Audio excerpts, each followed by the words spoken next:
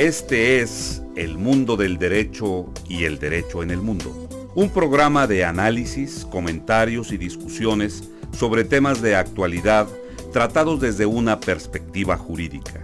Y ahora con ustedes, el doctor Carlos Gabuardi. Bienvenidos a su programa El Mundo del Derecho y el Derecho en el Mundo.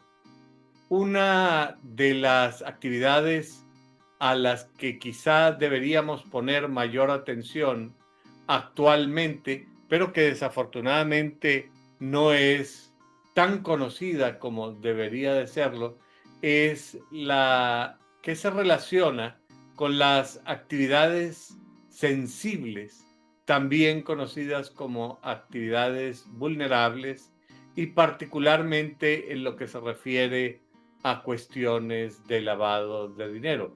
Ya desde el inicio de la presidencia de Donald Trump, en enero de este año, ha habido un recrudecimiento del tratamiento de estas actividades desde la perspectiva de los Estados Unidos y las exigencias que ha puesto sobre México.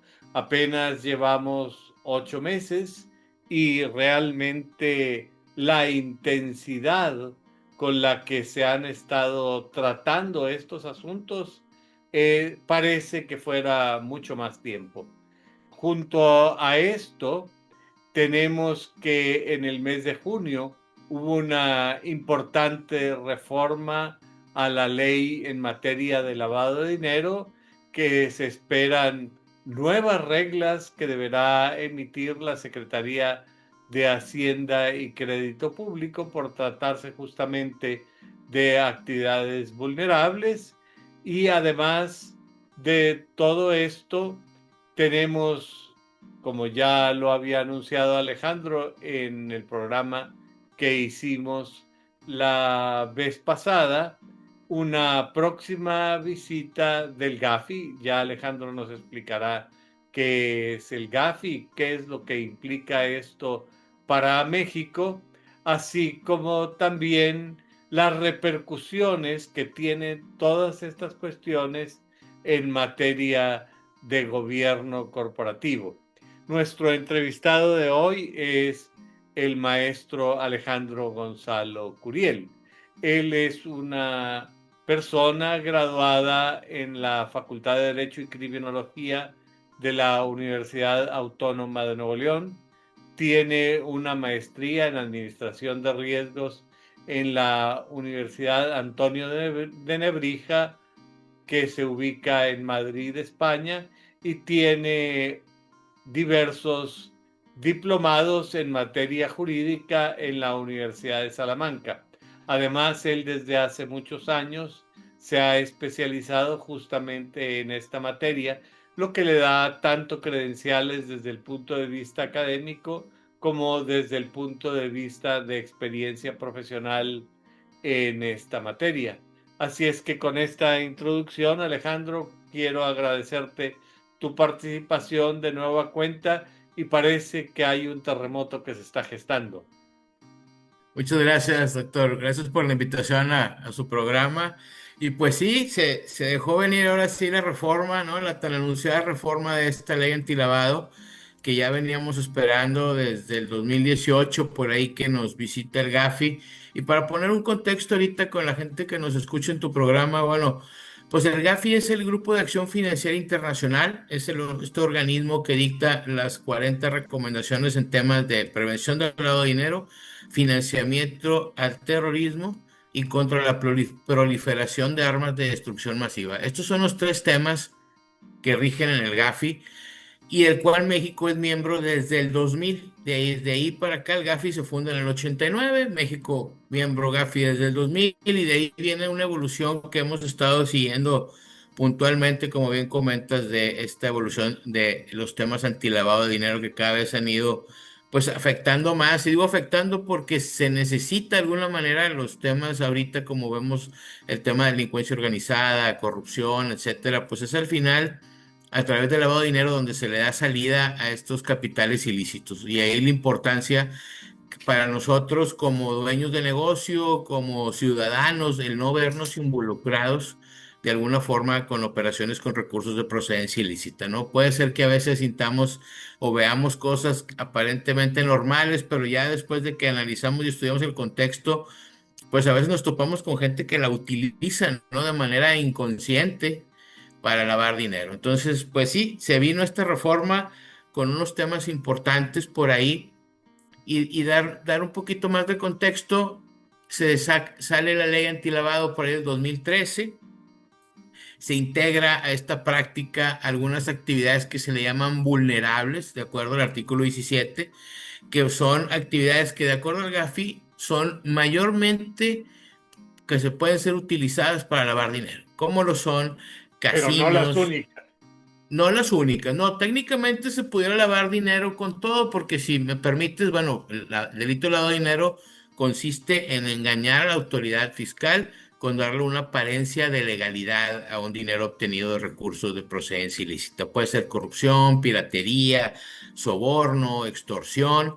Todo eso de alguna manera al delincuente le tiene que dar una apariencia de legalidad y justificarlo. De ahí la importancia de que el empresario, vamos a hacer varias líneas. Un lado, el empresario, pues su empresa no se vea utilizada para lavar dinero, ¿no? A lo mejor de manera consciente o inconsciente lo pueden hacer. Otra línea también es que nosotros como ciudadanos no nos utilicen para lavar dinero a través de alguna actividad que tengamos nosotros. Entonces, de ahí es que ahorita de manera natural se van a dar estas 16 actividades vulnerables.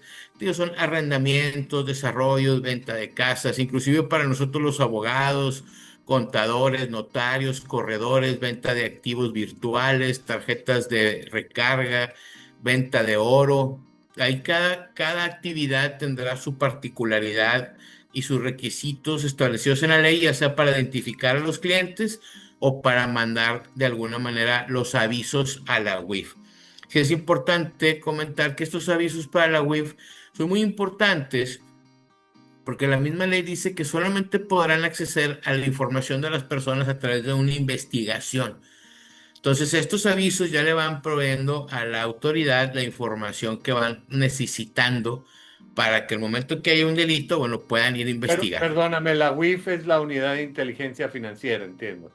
Es correcto, es la Unidad de Inteligencia Financiera que depende de la Secretaría de Hacienda y Crédito Público. Es un centro de recepción de alertas, recepción de avisos y reportes por parte ya sea de las actividades vulnerables o de las entidades financieras.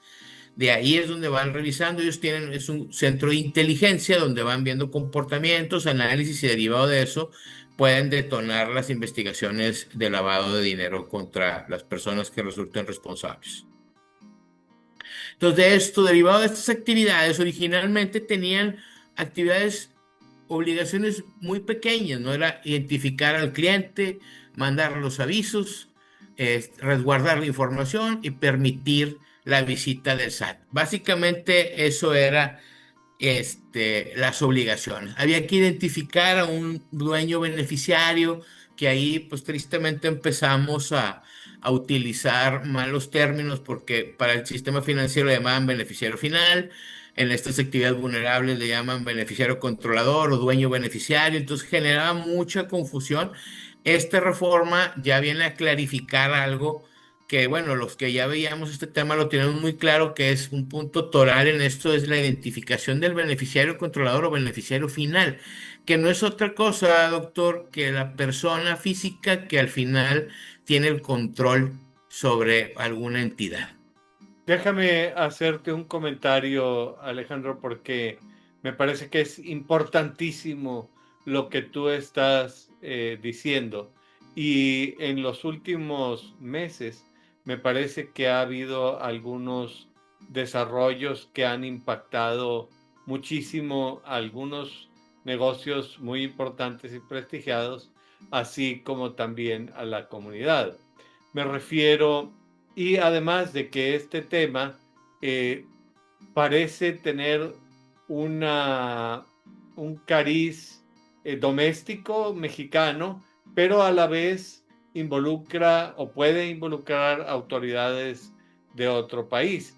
me refiero a este anuncio por parte del Departamento del Tesoro de los Estados Unidos, en el que se señaló a 3 instituciones financieras mexicanas. Concretamente estoy pensando en Vector, en CI Banco y otra que se me escapa el nombre. Intercam. Intercam es la tercera institución, y resulta que no se siguió un procedimiento, simplemente fue un anuncio del Departamento del Tesoro en el que se advertía la posibilidad de que esto estuviera sucediendo, y las repercusiones son tremendas. CI Banco ha anunciado que demandará al Departamento del Tesoro de los Estados Unidos porque la fortaleza de las instituciones financieras está en la confianza del público, y sin haber procedimiento se minó gravemente la confianza del público, y según dice CI Banco, ellos ahora se encuentran en una en una posición muy cercana a la quiebra. Es público que Vector cerró su división relacionada con el cambio de divisas, y que ahorita está ofertándose al público, y que hay diversos potenciales compradores mexicanos y del extranjero. De Intercam poco se ha oído, pero me parece muy delicado esto y las repercusiones que puede tener para un negocio. ¿Quisieras comentarme, por favor, sobre este Claro, tema? súper tema que acabas de tocar, doctor. Fíjate que, pues como comentabas ahorita, ya tenemos tiempo dando charlas y empujando estos temas de cumplimiento normativo y regulatorio y control interno dentro de empresas del sistema financiero y del sistema de empresas normales, del sistema de comercio general, ¿no? Y de las preguntas que a veces nos hacían los dueños de las empresas, los presidentes del consejo, es, oye, ¿cómo medimos el daño reputacional, no? Imagínate, pues aquí está el ejemplo más claro. Un anuncio, como bien lo dices, oye, yo tengo indicios de que, o certeza, de acuerdo a mis leyes, que ustedes, estas 3 instituciones, participaron de alguna manera en el tema de lavado de dinero. Y con eso es suficiente para cerrarle las cuentas. Y aquí tenemos que entrar, vamos a estar entrando y saliendo de diversos temas. Primer tema, los 2 bancos que están nombrados ahí vienen de ser originalmente casas de cambio. Recordarás, hace muchos años solamente podían comprar $5 millones al día, y después se reforma la ley y ya puede haber un cambio más abierto, sin meterme mucho en el tema, y de ahí nacen muchos bancos que ahora son bancos, nacen casas de cambio, que luego fueron casas de bolsa y ahorita son bancos. La Evaluación Nacional de Riesgo los cataloga a esos bancos como bancos cambiarios. ¿Por qué? Porque aun y cuando son banca múltiple o bancos comerciales, la mayor parte de sus actividades son en la compraventa de divisas. Entonces, para hacer una compraventa de divisas, tú tienes que tener una contraparte extranjera. Es un banco en el extranjero que tenga unas cuentas tuyas. Imagínate que tú y yo ponemos un banco que sea Gaguardi Lozano Capital Bank, y lo ponemos, tenemos que tener una cuenta en Estados Unidos, y ahí nuestros clientes operan en esa cuenta en Estados Unidos. Entonces, ¿qué pasa? Con el anuncio que hace el presidente Trump de esto, el primer llamado es a los bancos locales estadounidenses, donde le dicen, oigan, estos bancos ya los señalamos como que participan con lavado de dinero. Entonces, ellos, los bancos, de manera natural, para no tener problemas con su regulador en Estados Unidos, tienen que cerrar las cuentas. ¿Qué sucede con esto? Que hay los plazos que han ido dando. ¿Por qué? Porque hay fideicomisos, hay diferentes temas legales que, pues, no se pueden cerrar tan fácil como una cuenta.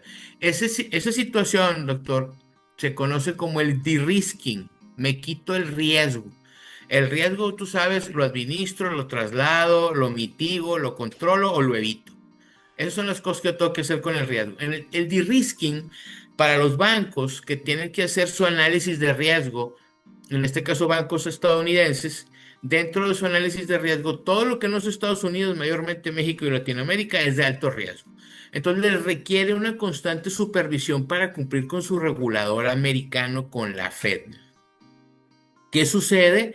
Que muchos bancos de un tiempo hacia atrás empezaron a tomar esa posición del de-risking, donde dicen, ¿sabes qué? ¿Cuánto me cuesta administrar esta relación con este banco en otro país? O pues me cuesta tanto dinero, tengo que ir una vez al año, tengo que monitorearlo, no le tengo confianza. Entonces, ¿sabes qué? Mejor me quito el riesgo y cierro la cuenta. Entonces eso ya venía pasando de tiempo para acá. Por eso todas estas instituciones tenían que tener programas de cumplimiento robustos, donde vayan viendo que si están cumpliendo y ser de manera transparente. Entonces ahorita con el simple señalamiento que es Estados Unidos, pues le cierran las cuentas. Entonces si el 80% de tu operación, por poner un porcentaje, es divisa, si ya no tienes cuenta, pues ya no tienes razón de ser. Vas a empezar, en el mejor escenario, a hacer una banca de segundo piso con el problema que decías ahorita de la confianza. Y en estos casos, las repercusiones que eventualmente el perder la reputación en un momento determinado no solamente afecta a tus operaciones en el extranjero y a tus socios, sino eventualmente también la confianza de los inversionistas mexicanos. Y ese es Claro, el el gran famoso riesgo. stakeholder, ¿no? El famoso Claro. stakeholder, las partes relacionadas que te dicen, ya no quiero hacer negocio contigo. Y esa es la reflexión que tenemos que ver la gente, los empresarios, los consejeros, decirte, oye, ¿con quién hago negocio? Estoy seguro de hacer negocio. Nos tocó el año pasado, nos habló el presidente del consejo, un cliente, para comentarnos que un banco le había pedido que quitaran a un accionista minoritario de la participación accionaria, porque si no, no les iban a renovar los créditos. Imagínate, Carlos. Sí, Me claro, habló, claro, me habló y paran me el dice, oye, negocio. ¿cómo le hago? Me dice, investigamos a este accionista y la persona está involucrada en temas de corrupción y en temas de fraude con unas operaciones ahí de gobierno y temas de corrupción. Entonces, el banco le cancela la cuenta, investiga quién está dentro de la empresa, ese beneficiario final, y se lo topa ahí a la persona y dice, ¿sabes qué? Yo te conozco a ti, pero al socio este no, quítalo.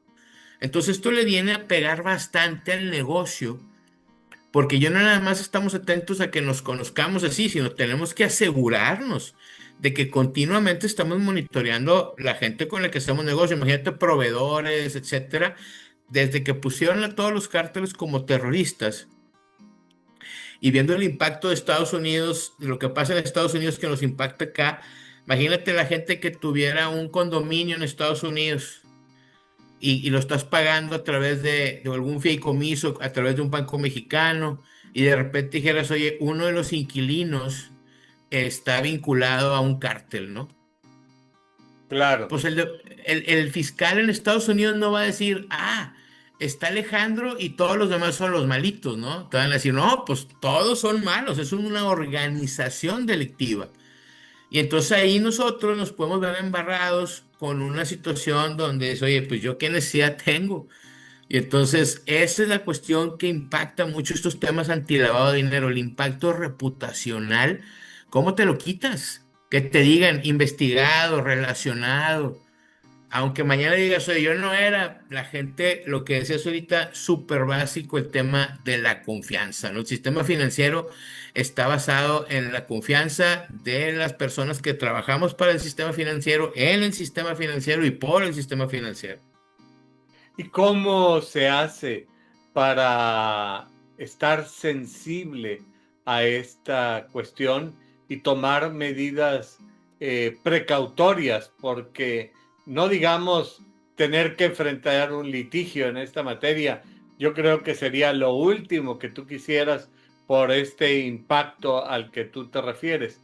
Pero ¿qué medidas hay que tomar para prever que esto no pase? Yo te acabo de mencionar esta situación de estos tres bancos porque me parece el ejemplo más sonado de los últimos meses, pero eventualmente me imagino que tú conocerás casos del terror y también eventualmente riesgos tremendos que pueden enfrentar empresas, como lo que me decías hace un momento, de que venga un banco y te diga tienes que eliminar a un accionista porque hay una grave preocupación respecto a sus actividades, y de otra manera no te vamos a renovar los créditos, lo que implica dos problemas para ti. Si no te renuevan los créditos, te cortan la llave del financiamiento, pues realmente te pueden hasta paralizar el negocio. Y el segundo es cómo le haces para quitar a un accionista, si ese accionista tiene derechos y eventualmente Claro, puede decir, ¿cómo que me vas a quitar si yo no quiero vender? exacto. Y aparte, suponiendo que en este caso que te platiqué, es un caso donde el banco se tomó la molestia de decirle, sácalo, ¿verdad? Porque el banco sin ningún problema te dice, adiós cuenta. Y como quiera me debes el dinero y no te lo voy a renovar, ¿no? Entonces, Sí, claro. fíjate que es una excelente pregunta la que me haces y la parte preventiva juega un rol importantísimo en este tema. Y ahora con la reforma de la ley antilavado nos da un iris que ya venía pintando en el sistema financiero, es decir, ¿qué hacer? Pues lo primero que tenemos que hacer, Carlos, es hacer una evaluación del riesgo de lavado de dinero. Que Mi es un tema en el que empresa, además tú eres un súper especialista con esta maestría, además que tienes en gracias, pues España sobre tema de administración de riesgos. ahí es donde empezamos a ver cómo hago mi negocio yo y pon cualquier negocio. Y de ahí, oye, ¿cuáles son los riesgos que tengo en los productos que vendo? ¿En dónde los vendo? ¿Sí? ¿En cómo me pagan? Y en cómo los distribuyo. Y eso puede ser un inicio, algo sencillo para empezar y decir, oye, medimos el riesgo, identificamos el riesgo inherente que tengo de que mi actividad sea utilizada para lavado de dinero. Porque a veces, y cuando damos las charlas con los empresarios sumados al tema de la responsabilidad penal de las personas morales, a veces decimos, bueno, ¿cuáles son tus obligaciones legales, no? Y ahí empiezan las preguntas, ¿no? Bueno, pues pago impuestos, pues el IMSS, sí, pero ¿qué de tu actividad puede caer en un tema de un delito que mañana puede ser utilizado por temas de lavado de dinero que detone en una situación de mayor riesgo? Entonces, la primera situación es, ¿cómo me pueden utilizar mi negocio para esto? Ahora, de ahí vamos poniendo controles sobre eso, controles proporcionales y un seguimiento. Porque a veces, y es lo que no nos debe pasar en nuestro plan de cumplimiento, poner algo con letra y ya no lo llevamos a la acción, no le damos un mantenimiento. Y aquí es donde entra una parte muy importante, el gobierno corporativo. ¿Cuál es el tono que el consejo de administración, que los accionistas le van marcando? Vamos a empezar desde los accionistas, que es el garante de la sociedad, que se lo delega a un consejo de administración o un administrador único y luego va bajando a un director general, a un gerente general y así abajo, ¿no? A veces estamos muy metidos en el control interno abajo, pero recordemos que para los temas de lavado y delito, pues el delito se puede en el consejo. Se ponen de acuerdo dos consejeros y no aprueban algo, recomiendan otra cosa y puede ser un tema interesante ahí para la empresa, ¿no? O les meten un Entonces, gol por default. claro, también, o sea, acuérdate, no es lo mismo que te metan un gol a que te metan un golazo. Por eso recomendamos, dentro de los servicios que hacemos, es una auditoría a los perfiles que existen en el consejo. ¿Qué tan balanceados estamos? ¿Estamos muy tirados a la parte comercial? ¿Estamos muy tirados a la parte de negocio? Ahorita si te fijas los ASG o los ESG ya inclusive ponen que preguntan que cuántas mujeres participan dentro del consejo. Entonces estamos viviendo una situación donde el control interno sigue siendo vigente y tenemos más que nunca que ver cómo nos impacta este tema, ¿no? Imagínate un riesgo reputacional, ¿cómo reaccionas? ¿Cómo reaccionas? ¿Qué vas a hacer? ¿Cómo vas a evidenciar que sí? Y para quitarte el trancazo, pues yo creo que es muy difícil, ¿no? Muy difícil, pero sí, si tenemos esa que nos pone ahorita la ley antilavado, esa evaluación del riesgo, que ahora quienes tengan esas obligaciones de la ley antilavado, pues tendrán que establecer una metodología de enfoque basado en riesgos. No tiene que ser difícil, Carlos, ¿eh? El tema, yo creo que lo más difícil es aceptar que es un riesgo que tenemos y dedicarle tiempo, y hay maneras, metodologías muy sencillas, muy digeribles, que se pueden aplicar en cualquier empresa. Bueno, para ti que eres un experto es muy sencillo, pero la verdad es que para el gran público este tema aparece como un gran misterio, pero además un misterio que eventualmente implica tener la espada de Damocles encima, porque tú es imposible que controles a tantas personas con las que haces negocio.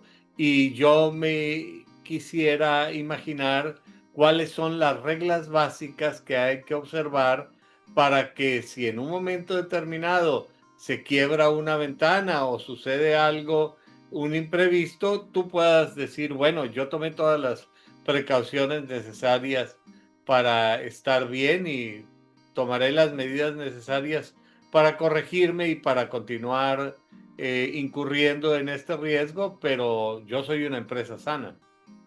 Claro, es muy bueno el comentario. Fíjate que lo primero que tenemos que hacer es analizar nuestra información, analizar la data, qué va a ser inusual para nosotros, cuando un cliente se está comportando que se salga de un rango de comportamiento. Esa es la parte que hacemos primero en un levantamiento, decirte, a ver, ¿cómo operas? ¿Cómo lo haces? Si vendes relojes, oye, pues ¿quién es el cliente que más te ha comprado relojes? ¿Cada cuándo te compran relojes?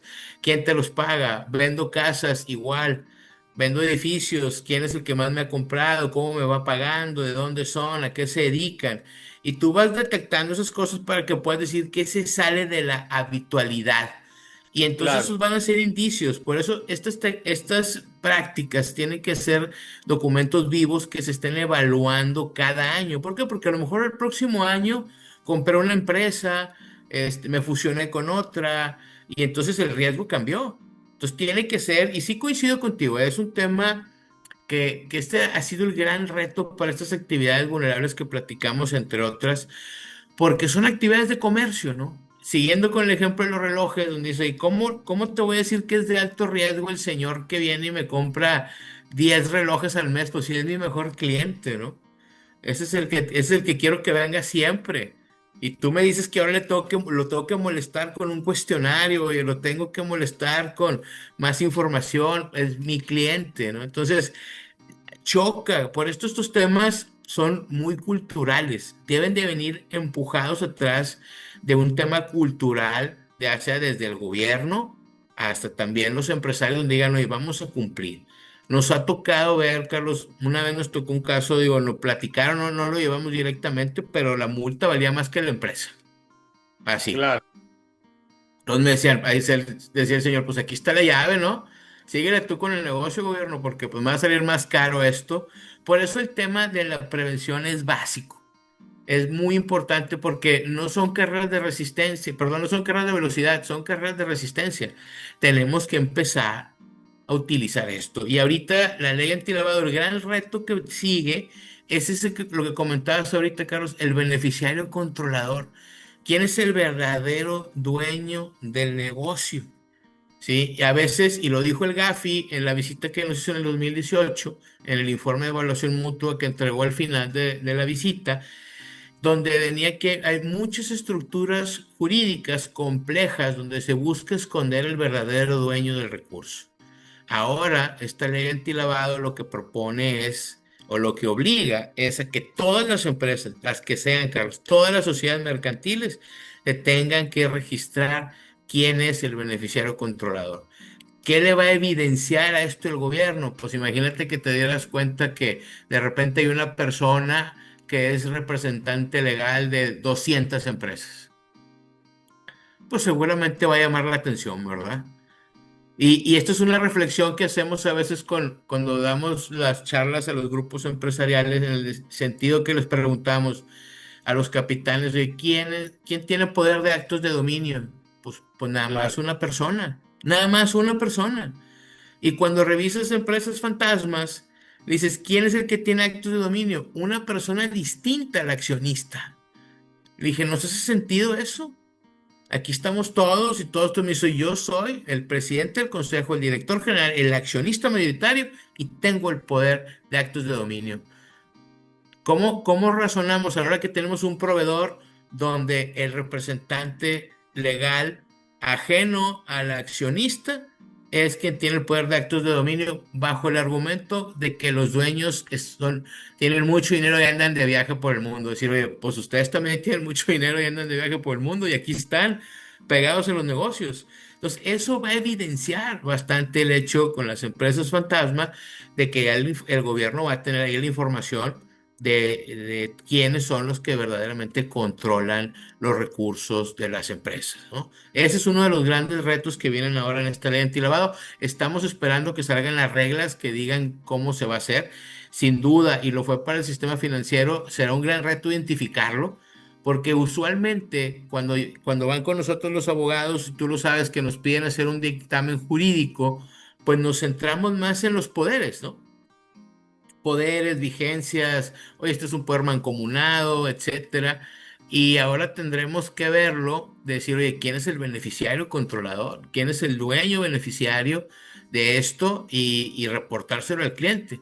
Yo estoy esperando, y esto es una opinión muy, muy, muy personal, viendo por dónde le entran, a ver si le atino. Al rato, en 6 meses me dices si le atiné o no, pero yo creo que lo que va a pasar es que en la Secretaría de Economía nos van a obligar a todos los que tengamos una razón social, una sociedad mercantil, a que nosotros registremos dentro de la Secretaría de Economía quiénes son cómo está compuesta la estructura accionaria de nuestra empresa hasta que identifiquemos nosotros ese beneficiario controlador, beneficiario final, para que nos dé una constancia tipo el RFC.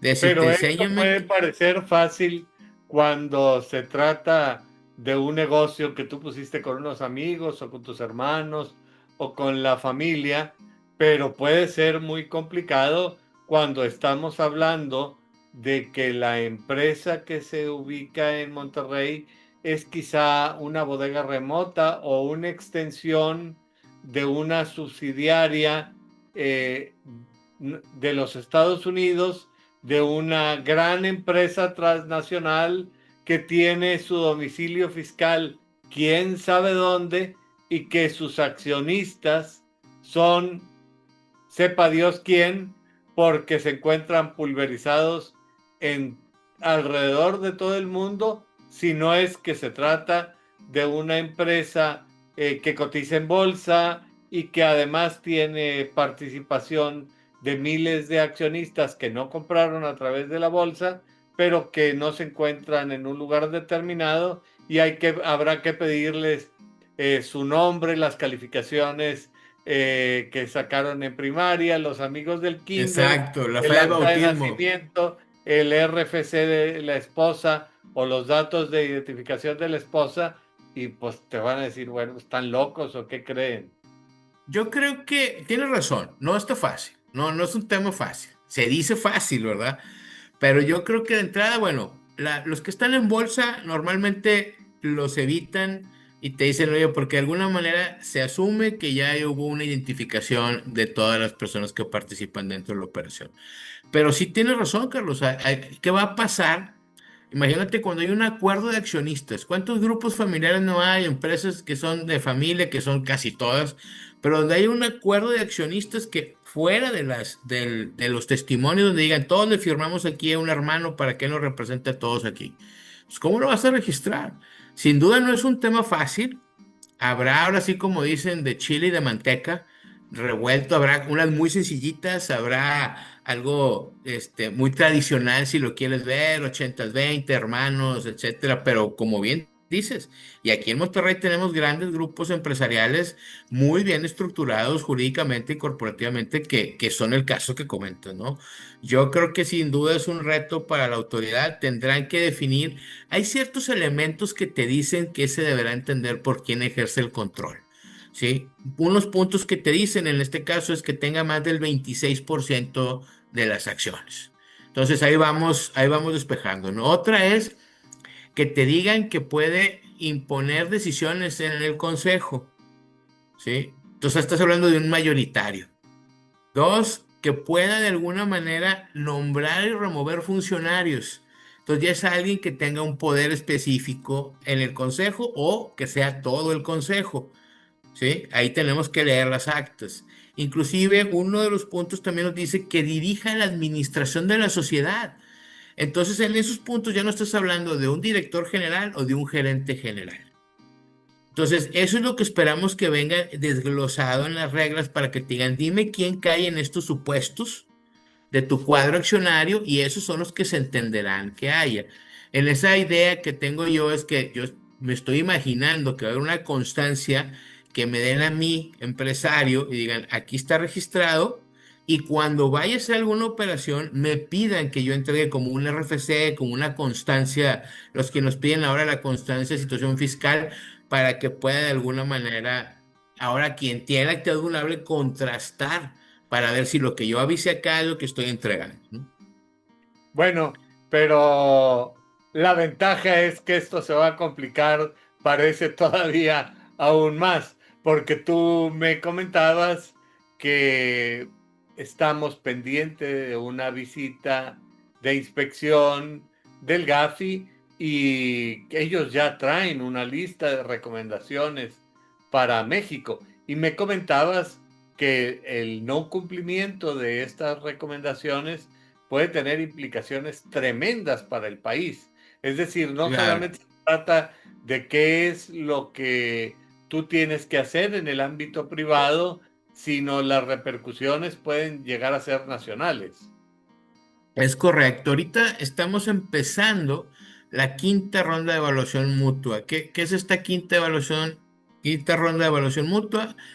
Vienen distintos países junto con el GAFI y verifican el cumplimiento que tenemos como país respecto de estas 40 recomendaciones del GAFI. Por ejemplo, puntos muy importantes que ya nos habían dicho y que de alguna manera nos negamos, o al menos esa es mi interpretación de ponerlo así, el tema del financiamiento al terrorismo. Si revisamos la ley, no se habla directamente, expresamente, de una lucha en contra del financiamiento del terrorismo. Lo que hablaba la reforma, te dice, y demás actividades ilícitas, ¿no? Pues es muy diferente. Cuando ya nos ponemos a estudiar este tema, vas a ver que el tema de financiamiento del terrorismo tiene sus particularidades, tiene sus retos, y lo que espera el GAFI es que esté descrito como tal, como se viene normando. Aquí en México no le hemos querido entrar a ese tema, o yo a veces siento que lo queremos poner, y perdón por la analogía, pero como aquel programa de comedia de Eugenio Derbez que salía ahí el superportero, ¿no? Que salía algo y decía, no, no digas esto, mejor di lo otro, ¿no? No digas terrorismo, di grupo de gente inconforme en una determinada zona del país con determinadas creencias, pero no le digas terroristas. Entonces, igual con el tema de la proliferación de armas de destrucción masiva. Hay que voltear a ver la Evaluación Nacional de Riesgos, ahí nos dan un poquito de guía respecto de eso, pero siguiendo con la quinta ronda de evaluación, bueno, México ya traía pendientes desde el 2018. De acuerdo y dicho por documentos del GAFI, no lo digo yo, tenemos como país una visita de seguimiento intensificada. O sea, ya nos están exigiendo más cumplimiento en ciertas cosas. Por eso ahorita sale la ley antilavado, empiezan a ver las reglas. Yo estoy seguro que deben de salir más cosas. ¿Para qué? Para poder librar esta visita de manera aceptable. Hay distintos tipos de cumplimientos, cumplimientos técnicos, etcétera, que ya se da esta visita. ¿Cuáles son las implicaciones para los países que no cumplen con los requerimientos del GAFI? El GAFI maneja tres listas, la lista roja, la lista negra y la lista gris. La roja, por ponerte un ejemplo directo, es Corea del Norte y Siria. ¿Sí? La lista gris, ahí es bloqueos comerciales, no hay operaciones. La lista negra tienen de alguna manera incumplimientos y no hay voluntad política para hacerlo. Hay, por ejemplo, Myanmar, Nigeria, ciertos están en esas listas negras. La lista gris es que tienes de alguna manera incumplimientos y hay una voluntad política para hacerlo. Un ejemplo de un país que estuvo en la lista gris, Argentina. ¿Cómo le fue a Argentina con la crisis? la consecuencia de que estés en la lista gris del Gafi es que no te presta el Banco Mundial ni el Fondo Monetario Internacional. Entonces, si sumamos eso a cómo están ahorita las cosas con el vecino país del norte, si mañana nos ponen una lista gris y no nos dan fondeo, pues qué miedo, doctor, que venga alguien a decirlos, yo te puedo prestar dinero si tú necesitas, ¿no? Entonces, Y esto ya ha pasado. en otros países ha pasado, ahí está el caso de Argentina, o sea, la devaluación, llegó a Estados Unidos, lo rescata, esto, entonces es un tema que no debemos de perder de vista, de dar seguimiento. Esto se cierra el siguiente año, en junio del 2026 es cuando se cierran estas visitas, entonces debe de haber cambios, debemos de ver más cosas que se van a estar, ahorita la gente de los reguladores, los deben de estar ahí, pues trabajando marchas forzadas para sacar esto adelante, ¿no? Es decir, que aquí además se necesita una acción coordinada entre el sector público y el sector privado. Y esto involucra, desde la perspectiva del sector privado, un énfasis en la necesidad de el cumplimiento, por supuesto, pero también del gobierno corporativo de las empresas, con todas las implicaciones que tú me has estado comentando. ¿Podrías ayudarme a reflexionar sobre este tema con un poquito más de detalle? Claro, fíjate que hay que voltear a ver a veces a otros países en Latinoamérica. Un ejemplo muy interesante es Colombia.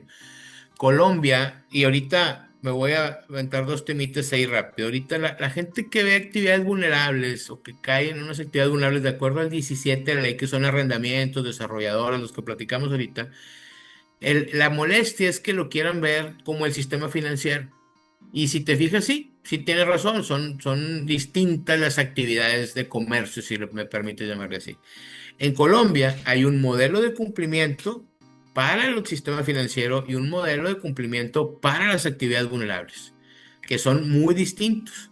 Uno es el SARLAF, y el otro no me acuerdo de las actividades vulnerables, pero el SARLAF es para el sistema financiero. Entonces, sumado a eso, desde hace bastantes años, sí, hay un programa que tienen directamente con la ONU que se llama Negocios Responsables y Seguros. Si tú lo buscas en internet, es negociosresponsables y seguros.org y es un programa donde participa el gobierno, las cámaras de comercio y todo el empresariado del país para implementar programas antilavado de dinero en todo el país. Recordemos cómo le fue a Colombia con este señor Escobar. Derivado de eso aprenden y van y ponen esos programas. Entonces todavía aquí estamos pues muy verdes en ese tema. Sí, si me permites, para mí de los grandes errores que tiene esta ley antilavado es que lo ponen abajo del SAT para actividades vulnerables. Entonces cae en el contador y en el tema del contador, y se los he dicho muchas veces, caen el de que si no presento ahorita mi declaración puntualmente, ¿qué hacen? Dije, pues presento una complementaria. Le digo, exacto. Si no es ahora, será mañana. Y en los temas de cumplimiento no sucede eso. Tú tienes que presentar las cosas cuando las tienes que presentar, no cuando se te ocurrió. Entonces, Más al estilo jurídico de términos eh, sí, fatales. términos, exacto, y es aquí, no es mañana, no es pasado. Entonces cae en ese tema. ¿Y si no es en el contador, dónde va? En el fiscalista. Y se van al fiscalista y te dicen, bueno, definamos obra de arte. Pues no está definido qué es obra de arte y me amparo. Y todo eso, no diciendo que esté mal aplicado, pero no tiene que ver con un programa de cumplimiento. En el tema de Son cumplimiento, distintas materias. Estás sí. tratando de arreglar un cáncer con un especialista en gripas. Exacto, y el tema que al final es que en los temas de cumplimiento es hacer todo menos no hacer nada, ¿sí? Y en un tema de litigio, pues tú vas a hacer valer tu derecho, no vas a hacer tus medios de defensa para que te den la razón en tus casos y al final no lo tengas que hacer. Aquí en los temas antilavado, como es un tema de cumplimiento, pues no. Y insisto bastante en el tema del compliance penal porque, por ejemplo, ya hay delitos ambientales que si lo siguen y los imputan, y te habla el 421 del Código Nacional de Procedimientos Penales, de que en el caso que exista una inobservancia del debido control. Entonces ahí volvemos al tema del gobierno corporativo, decirte, oye, ¿cuáles son, doctor? Esa es la importancia que desde arriba, desde los accionistas, se marque la pauta para decir, oigan, tenemos que cumplir con estos son los parámetros donde debemos estar. Y el consejo esté informado y el consejo diga, bueno, esta es la información que necesitamos recibir, no nada más que venga un contralor o que venga un director de legal a decirnos, no, todo está bien, está controlado. Espérame, yo estoy seguro que en el consejo de Intercam, de CI Banco y de Vector, a eso le llegaba el consejo. Estamos bien. O sea, ¿y bien con qué? ¿O bien comparado con qué? ¿Sí? Si tuvieras análisis de riesgo, dices, oye, ¿estuvieron? Sí, porque estamos dentro del mercado. Pues ya vas a estar totalmente borrado del mercado, ¿verdad? Ya no vas a existir. Entonces, sí tenían áreas de cumplimiento, sí lo mandaban los proyectos. Yo, si te fijas, bueno, no hay quien controle la narrativa de la parte de las entidades financieras. Siempre sale el gobierno. Pero si vemos y ahí me desvío un poquito, pero si estas áreas de cumplimiento, que pues, yo conozco a varios y si es gente seria, hay gente que sabe del tema, le hubieran dicho a la UIF, estoy asumiendo, oye, yo sí te reporté eso, pero tú no me dijiste nada. Bolas, ¿no? Ahí sí empezamos a ver los problemas, por eso ya empezamos a ver quién controla el texto de esto. Regresándome al tema del gobierno corporativo, importantísimo. Si vemos la parte de la guía de una metodología de enfoque basado en riesgo, doctor, nos habla de que son los requerimientos mínimos que debe tener una entidad. Y esto lo damos en las charlas cuando le dije, bueno, y tendremos procesos internos donde pueda haber lavado de dinero. Ah, pues sí, a lo mejor en un área comercial, en un área de compras, en un área de RH. Recordemos que un solo hecho no nos hace lavado, ¿sí? Claro. Tuvimos un caso, tiene que ser una suma de factores. ¿Qué te digo con una suma de factores? Que una sola Y para persona que no lo sea puede una hacer. cuestión sistemática. Exacto, una sola persona no lo puede hacer.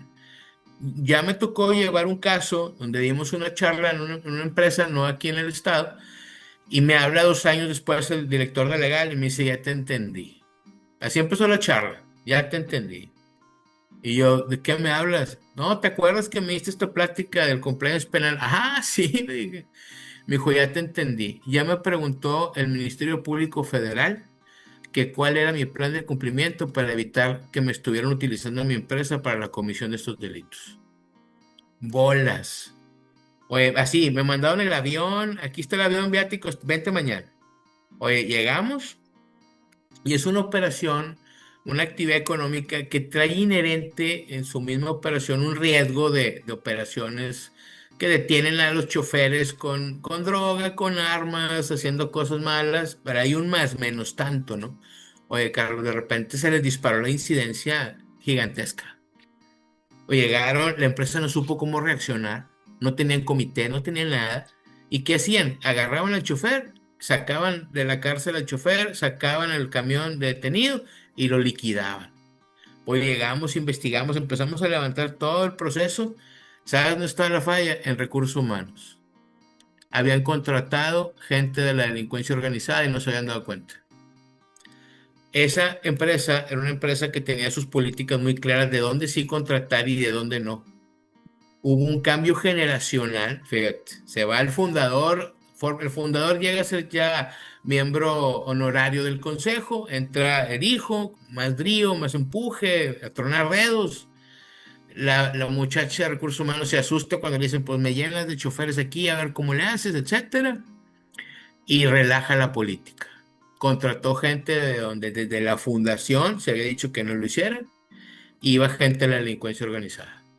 Pues imagínate, la incidencia se va hasta arriba y ese fue el error. La empresa no supo cómo reaccionar. Tuvimos que hacerles una implementación, unos procesos ahí que manejamos para poder ir mitigando ese tema. Pero lo que te quiero compartir es que sí pasan cosas, sí hay temas donde tenemos que estar atentos y ahora cada vez que viajo a ese estado, aprovecho, siguen siendo clientes de nosotros, aprovecho, los saludo Y la verdad me da mucho gusto ver que siempre nos agradece porque me dicen, ya van 3 veces que distintos ministerios públicos me preguntan por mi plan de cumplimiento y ya lo hemos ido mejorando.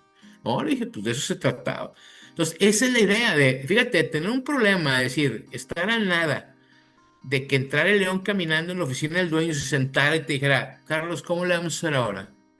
Ándale, a que te conviertas en un referente, decirte, oye, así le hacemos nosotros y váyanse a buscar otro lado. Recordemos que es muy diferente decirle en una visita del SAT, comprobarle, a comprobarle al Ministerio Público Federal, ¿verdad? El Ministerio Público Federal trae otro chip, busca delito, busca delincuencia organizada, asociación delictuosa. Entonces, es muy diferente la estructura de pensamiento del Ministerio Público Federal a la de una visita de supervisión de algún regulador. Entonces, no, a veces no estamos preparados para ese tema y ahí la importancia, no diciendo que nos tengamos que preocupar, Carlos, sino decirte, preocupémonos de la manera proporcional que necesitamos de acuerdo al riesgo que tenemos. No, yo creo que es importante ponerle atención a este tema porque en el fondo me parece que se trata de la capacidad de las empresas y de los empresarios de adaptarse a las nuevas realidades. Es decir, en el esquema tradicional de las cosas, tenemos que del director general dependen ciertos departamentos. A veces el departamento jurídico depende del departamento de administración o del departamento de control. A veces el departamento jurídico depende directamente de la dirección general, pero esta cuestión de cumplimiento y medidas antilavado de dinero me parece que es una posición que conceptual y organizacionalmente no se tenía en las empresas y parece que no es un área como para estar colgando del director general, sino para estar al lado del director general y con cierta independencia y autonomía, porque incluso el director general y el consejo necesitan ser vigilados. Fíjate que es un súper comentario que acabas de hacer, porque a veces, sí, voy a hablar varios temas, ¿no? El primero que decías, oye, no está organizacionalmente, cuando vienes de un ambiente no regulado, vamos a decirlo así, pues no lo tienes contemplado todavía el cumplimiento, ¿no? Es algo que a lo mejor una política interna la tienes y listo, ¿no? Si es Y a que lo la mejor tienes, si en bien el te va. mejor escenario, en el mejor escenario, ¿no? Ahorita a lo mejor con los ESG o los ASG, alguien empezó, o tienes a lo mejor de privacidad de datos, de seguridad de información, etcétera.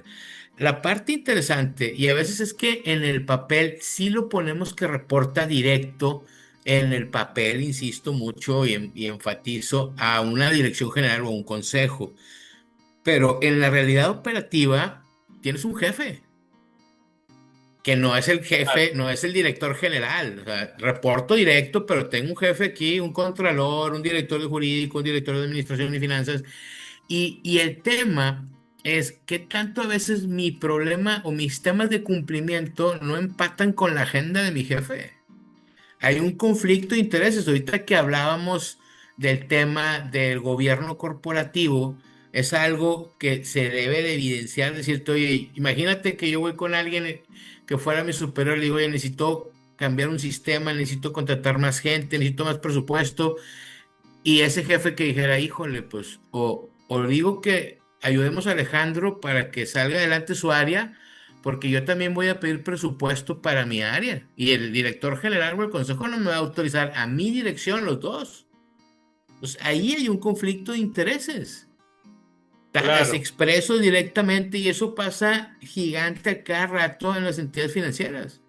Sí, no, yo lo entiendo perfectamente porque en una ocasión yo a un cliente le tuve que decir, yo creo que usted no debe hacer eso y si lo hace, le voy a tener que dar una carta, una opinión en la que, en la que conste que si usted toma esas medidas, lo está haciendo expresamente en contra de mi recomendación, porque yo como abogado eventualmente me convertiría en cómplice Claro, de las actividades que está desarrollando el empresario, que, que a los empresarios se les hace fácil tomar medidas de todo tipo sin tener mucho cuidado en la observancia de este tipo de disposiciones.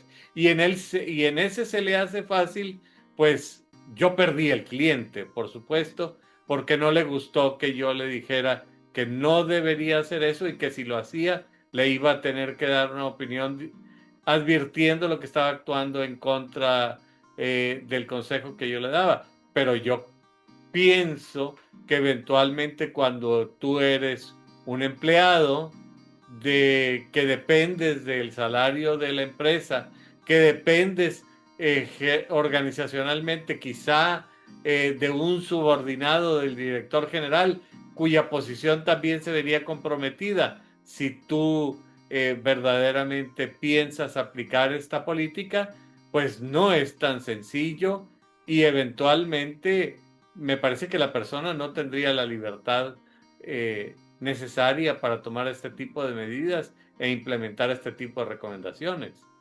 claro. Y aquí viene la parte importante y nos vamos un poco mucho muy atrás, porque los programas de cumplimiento nacen de dos vertientes, una de políticas internas y otra de ordenamientos regulatorios. Esos son los dos caminos que van a seguir.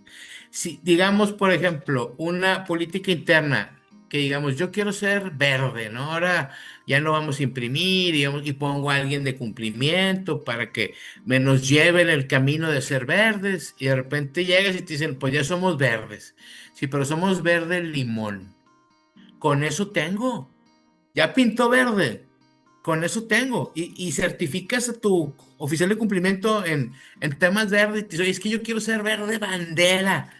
Sí, un verde así bien marcado. No, no, no, no. Yo nomás quiero ser con que pintes más. Si puede ser más amarillo que verde, te lo voy a agradecer. Y entonces ahí la implicación son un cumplimiento a políticas internas. Cuando entramos, y lo dices muy bien, en un ambiente regulatorio, que venga un supervisor, que es en este caso el SAT de actividades vulnerables, o un tercero, un despacho externo que te audite con una responsabilidad en la firma, pues sí el de cumplimiento debe ser distinto, ¿no? No es, oye, pues como que yo creo, te dicen, oye, esta es la línea. ¿Sí? ¿Por qué? Porque pasan luego las multas que te digo. Y hay muchos empresarios así, y no está mal, al final seguramente en gente muy aguerrida que así ha hecho grande su negocio, pero ahora le llamamos el apetito de riesgo, ¿no? ¿Cuál es mi apetito de riesgo? Y te dicen, no, es que tiene un riesgo muy grande. Bueno, resérveme este dinero para la multa, ¿verdad? Este Sí, un dinero incumplimiento. que eventualmente puede llegar a valer más que la propia empresa, como en el ejemplo que me estabas dando. Así, oye, entonces aquí no vamos a hacer esto, así le damos hasta que truene, órale, nomás que la multa me la reserva. No, entonces ya no es un apetito de riesgo, ya llega a ser a veces hasta una irresponsabilidad, ¿no? Entonces, sí es importante, por eso insisto mucho, doctor, en el tema cultural. A ver, ahí va, y vamos a repelar, y lo vamos a querer. A ver, súbele, ya llegamos aquí. Es como si te digo, vamos a subir el cerro a la silla. Me dices, no llego. No, no, no, no llego. Pues te digo, bueno, vamos, es más, vamos a Valle Oriente, doctor, aquí. Y lo vamos a Country. Y lo mira, vamos aquí a la entradita. Y ahí nos vamos. Ya para cuando acuerdas, ya te digo, mira, voltea. Ya llegaste al mirador. Sí, ya Mira. está, ya generaste la suficiente condición. Pero déjame comentarte, Alejandro, todas estas cuestiones parecen tocar con temas contables, con temas fiscales, con temas de sociedades mercantiles y con temas administrativos y organizacionales. Pero me parece que hay un punto sobre el que debemos también hacer énfasis. Esto puede implicar gravísimos riesgos penales para la empresa y para las personas en lo individual. Tan es así que en algunos ejemplos que tú me has dado, el que solicita los programas de cumplimiento no es la autoridad administrativa, sino el agente del Ministerio Público. ¿Hasta dónde puede llegar esto? Pues fíjate que es un tema bien importante y ahorita que estamos en este foro de abogados, seguramente habrá bastantes temas de debate y reflexión, porque el tema de la responsabilidad penal de las personas morales pues da para mucho, ¿no? Tú sabes que es un tema debatible, cuestionable, de temas interpretativos, pero en muchos casos vas a dar hasta un litigio. Aquí la parte interesante es que ya hay muchos temas que han ido avanzando. En España están muy avanzados con este tema. Ya hay jurisprudencias y casos, tesis que pueden servir. Pero la parte importante de lo que tenemos que ver ahorita, esta responsabilidad que viene ahora con las personas morales por estos incumplimientos, pues es muy fuerte, porque cuando a veces, fíjate, estamos cuidándonos de un regulador, ¿sí? Tú dices, a ver, viene el SAT, ¿qué me dice la ley? ¿Qué me dice esto? Sí lo voy a hacer, lo interpreto, agarro el riesgo. A veces descuidamos el otro lado de la defensa, doctor, y están los stakeholders, slash, el banco. Oye, banco, dime, el banco que te diga, oye, empresa tal, dime cómo le haces con esto, cómo vas con tu plan de cumplimiento, cómo Claro. vas con él. No, no tengo, porque mira, yo estoy con un amparo. No tienes, adiós cuenta. Sí, este no es un tema estrictamente jurídico de si tienes un amparo y una suspensión. Simplemente te voy a cortar el financiamiento. ¿Cuándo? A partir de este momento que estamos hablando. Ya no te quiero del cliente. Estás jugándole al cowboy, a ver, no, adiós, ahí me avisas, vete a otro banco. Entonces, imagínate cuando se abren muchas aristas que tenemos que estar cubriendo como empresarios. ¿Sí? Por eso es bien importante la asesoría integral en el sentido y también la función de la abogado, decirte, oye, aquí te estamos cuidando de esto, ahora, ¿a qué le estamos cuidando? A que si no nos vamos a ir a 3 años de litigio con las cuentas congeladas, se muere el negocio, Claro, natural. se muere el negocio. Entonces, oye, ¿cómo le hago? Espérame, yo necesito seguir avanzando. Esas son las reflexiones que tenemos que ver. Si hemos visto casos como el que te platiqué ahorita, donde te dicen, oye, pues dame tu plan de cumplimiento. Imagínate que ahora hacerle frente al Ministerio Público Federal. Y la responsabilidad de las personas morales genera muchos temas porque, a ver, ¿cuál es tu opinión? Mira, usualmente los que somos representantes legales o hemos sido representantes legales de diversas empresas, en el fondo velamos por los intereses del accionista. ¿Estás de acuerdo? Claro, ¿qué es nuestro cliente? Exacto. Pero ahora, con este tema de la responsabilidad penal de las personas morales, debe de nombrarse a un representante legal que vele por los intereses de la empresa, distintos a los del accionista, porque la que está en juego de su subsistencia es la persona moral, que puede ser disuelta. Entonces, si al final pongo un representante legal que vea por los intereses de los dos, yo cómo sé que este accionista no a lo mejor fue el que utilizó a la persona moral para hacer alguna actividad. Y te digo, Claro. genera mucho tema de fondo, no sé qué opines. Bueno, a mí me parece que lo que tú estás diciendo es muy importante. Parecería que es una de las medidas que se sugieren en los programas de cumplimiento que tú desarrollas e implementas. Pues buscamos, la idea es ponerlo en un debate, porque ahorita alguien nos va a escuchar y a lo mejor ya hemos dado pláticas en distintos foros y de repente van y corren con su abogado. Oye, es que alguien dijo esto y que está. No, hombre, no le hagas caso, no hay nada. Así tengo clientes de no hay nada con multas de 17 millones de pesos que te dije, tenemos que ponerle atención a este tema. ¿Sí? A veces cumplimos con el SAT, pero el banco no nos quiere. ¿Cuánto nos cuesta eso? Perdí inversionistas. ¿Cuánto nos cuesta eso? O sea, son temas que, vuelvo al tema reputacional con el que empezamos a platicar hoy. ¿Cómo mides el daño y el impacto reputacional? Ahí está, te cancelaron la cuenta. ¿A qué vas a ir al otro banco a decirle? ¿Y la otra cuenta? No, me la cancelaron. Sí, Ay, Dios. aquí se necesita, parece que una visión distinta. Me parece extraordinario el ejemplo que tú acabas de decir.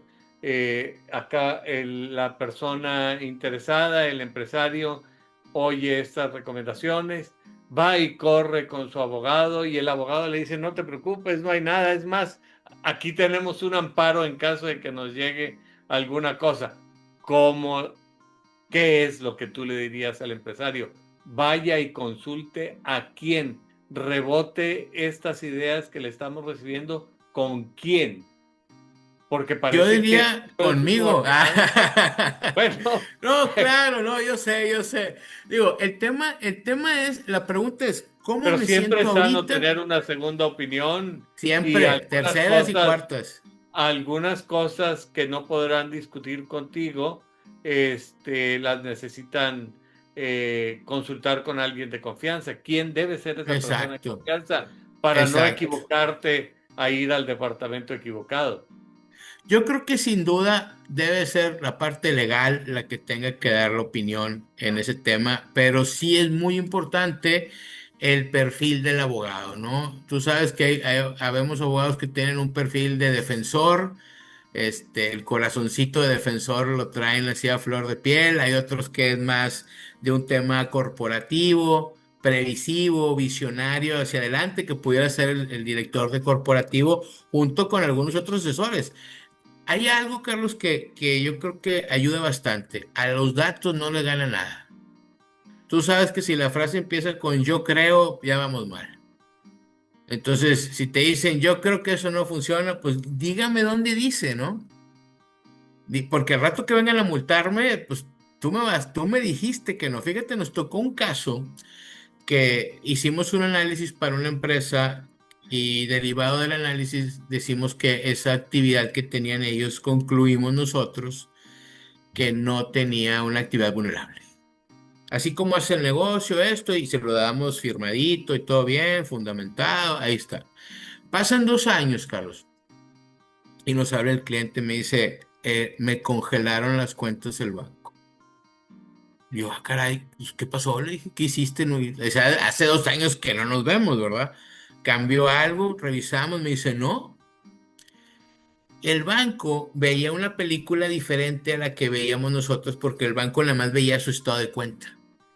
Entonces el banco, al ver nada más el estado de cuenta, asumía que el cliente hacía determinadas operaciones que deberían de haber sido vulnerables. No veían nosotros lo que vimos que era la operativa del cliente, ahora sí cómo estaba la estructura legal del cliente ya en la operación. Oye, pues a jugar el dinero, el cliente pues no estaba muy contento, ¿verdad? Le congelaron los fondos, tuvimos que irnos hasta la WIF a confirmar el criterio, decir, oye, el primo de un amigo le hace así, está bien con esto, obtuvimos el razonamiento favorable de la WIF y logramos liberarle las cuentas al cliente. Yo creo que la pregunta no es con quién, sino es cómo me siento como empresario ahorita con lo que me dicen. Hay una batería de delitos en el artículo 11 bis del Código Penal Federal que vienen ahí a decirte, ¿alguna de mis actividades cae en esos supuestos? Si sí, ¿tengo algún plan para evitar que pase esto? Y de ahí empezamos las preguntas, ¿no? Decir, oye, pues no, no tengo nada, me dicen que no hay. Ahora sí al final, como empresario, como dueño de la empresa, consejero, decirte, oye, pues ¿cómo estamos? Porque me ha tocado asesorar y una vez se puso un tema complicado porque me dicen en una llamada, ya sabes que, bueno, yo creo que a lo mejor coincides conmigo, pero eso de dar consultas por teléfono, pues como que no está bien. Y me dicen, oye, el factoraje es actividad vulnerable. Y le dije, pues mira, si lo que tú haces es factoraje, no es actividad vulnerable, pero yo no sé si tú haces factoraje. Dije, si quieres, te hago un diagnóstico, revisamos toda tu operativa y vemos si haces factoraje, ¿verdad? No, es que si lo hago, total, el consejo instruye a una empresa pequeña de un grupo familiar que era obligado que hiciéramos el diagnóstico. Lo hacemos y, oh, sorpresa, Carlos, no hacían facturaje. Era un crédito disfrazado que alguien los había asesorado para que no, así le hacemos y guaraguara y cuando pues, pusimos los temas objetivos, no era un factoraje y le generaba a la empresa una contingencia de 50 millones de pesos. Sí, Entonces, realmente todas esas cuestiones que se han manejado en las empresas a lo largo de los años, en los que se simulan operaciones con el objeto de tener algún beneficio comercial o fiscal o de algún otro tipo, ya no se puede continuar actuando de esta manera.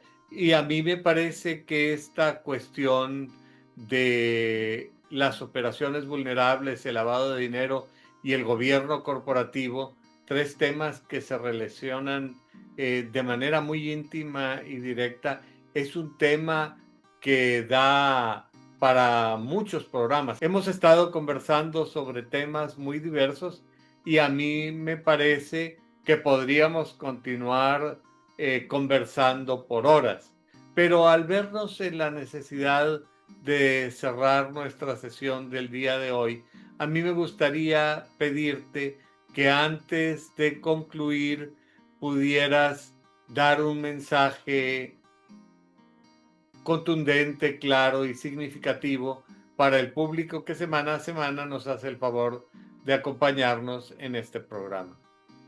Muchas gracias, doctor. Sí, es un tema que sin duda nos da para mucho. Yo creo que la recomendación contundente que puedo dar, y es un ejemplo muy sencillo, decirte, formarte una buena reputación te cuesta décadas y un solo evento para que se destruya. Que te Como digan vinculado, relacionado, investigado. Tenemos una empresa, somos los líderes de una empresa, los capitanes de un negocio, tenemos una responsabilidad de asegurarnos que nuestra empresa cumpla con determinadas obligaciones que ya tenga. El plan de cumplimiento es un tema que no se va a ir, no es una moda pasajera, es un tema que debemos de tener implementado y esta evaluación de riesgos que pudiéramos hacer con los temas del lavado de dinero y contra el financiamiento del terrorismo es algo que sí o sí ya debemos de tener nosotros en nuestra empresa implementada para que nuestra reputación, nuestro legado como empresarios, como capitanes de empresa, no se vea afectado. Imagínate ahorita lo que pasó con los bancos. De la nada, adiós, y los están desbaratando. Los van a claro. sacar en pedacitos y todo. Entonces, oye, qué coraje. Seguramente hay gente que te dice, oye, yo tengo una reputación intachable de años, un legado familiar. No tengo necesidad de esto. Hagamos un plan, hagamos un programa de acuerdo a las necesidades. Busquemos esa asesoría que lo tengan con la persona de su confianza y listo, ¿no? Pero todo menos no hacer nada, doctor. A mí me parece que es muy importante tu conclusión final. Hay que tomar cartas en el asunto y enfrentar la situación desde el inicio. Y con estas palabras, Alejandro, yo quisiera ahora dirigirme al público que semana a semana nos hace el favor de acompañarnos en este programa y recordarles que si ustedes consideran que estos temas resultan de interés y relevancia para ustedes y para la comunidad, los invitaría a que le den un me gusta a este programa, a que se suscriban a este canal y comenten sobre lo que en esta ocasión ha dicho nuestro entrevistado. Nos interesa tratar los temas que particularmente sean de su atención y de esta manera el algoritmo de YouTube nos permite que el programa tenga mayor difusión, que finalmente es lo que interesa, que estos temas se conozcan. Y sin más por el momento, Alejandro, nuevamente te agradezco tu participación en este programa y sin más, quedamos hasta la próxima semana. Muchas gracias de nuevo, Alejandro. Gracias, doctor. Un gusto.